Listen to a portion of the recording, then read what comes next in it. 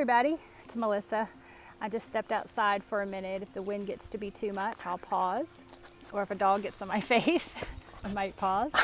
But I wanted to talk about something today, and that is, hey everybody. Hi, I just wanted to pop on here and explain to you my definition of why my low carb life for the last year and few months. There is a little bit of wind out here, so I hope you can hear me okay. I do love to be outside this time of year, sharing with you about my story and my journey. And so if it gets a little windy, I'll pause. But I'm Melissa, and I've lost 55 pounds in 2019, and I've been at a stall for quite a few months now, and I've got some things in the works, some cleansings that I'm going to be working on, trying to release maybe some toxins that are bound up in me and things like that. But even though I'm shifting a little bit into something else, I'm always going to be low carb, and here's why. There are, ketogenic, low carbohydrate, there's a lot of negative and positive out there. And I personally never got caught up in counting, in macro counting. I did get on the bandwagon with healthy fats in the beginning, and that is because when you're a fat person, you like to eat, and you're trying to lose weight, you want to eat and you want to feel full.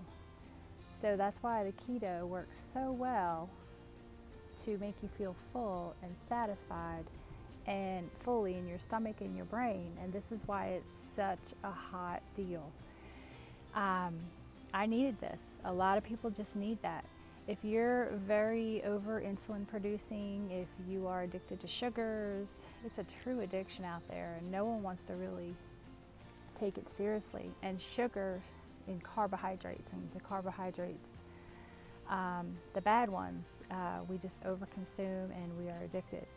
And so that's why in the ketogenic lifestyle, you get to eat moderate protein, healthy fats. I wasn't incorporating healthy fats into my diet, just the bad fats, basically.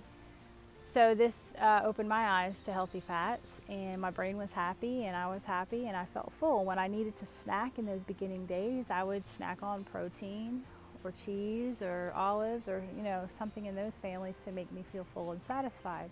And that's why this works so well. A year and just a few months, I am transitioning, okay? I am lessening.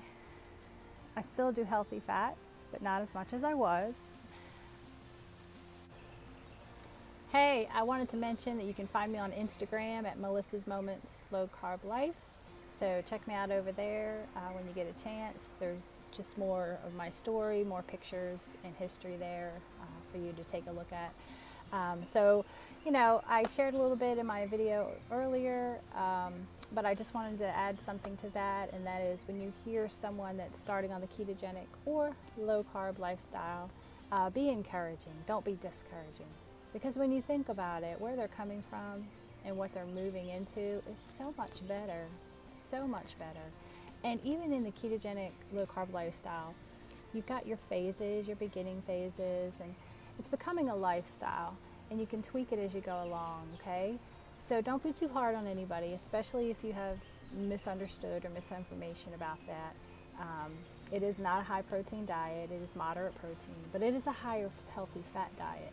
And that really was a game changer for me in the beginning, because it really turned on just energy and light bulbs in my brain.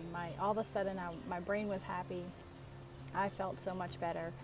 And a year and a few months in now, I'm transitioning a little bit less fat, okay? And especially because I'm getting ready to take on a big liver cleanse for May 2020. And so in that, they recommend you lessen your fats. And so while it makes me nervous, because I'm afraid, what if I go backwards? What if I start to get more hungry? What if I start to not feel so happy? All these things peep in your head. But I'm going to trust the process for the cleanse I'm about to do and see how it goes. If I need to go back and add more, then I will after the cleanse. So I think everybody and body is different. And this journey of trying to get healthier, or someone who wants to lose weight, someone who's obese and fat and addicted to the carbohydrates, the overconsumption of them, the sugar in them, they need time to transition and process out of that. So don't be so hard and knock the low carb lifestyle and the ketogenic lifestyle. It's so much better. It's been a little windy. So much better than where people are coming from. And they can phase into new areas because we're all learning as we go. So have a little grace and a little understanding for those who are, I don't know, maybe I'm obsessed with it because it's just transformed my life so much that I want to share it with others, because portion control never did it for me. I have over insulin and cravings and addictions and portion controls and adding all those things that were going to trigger my addictions that maybe others don't understand didn't work for me. Okay, they may have worked for you, but they don't work for everybody. So, like fruit was one of those things in the beginning that was next to none, and then berries here and there.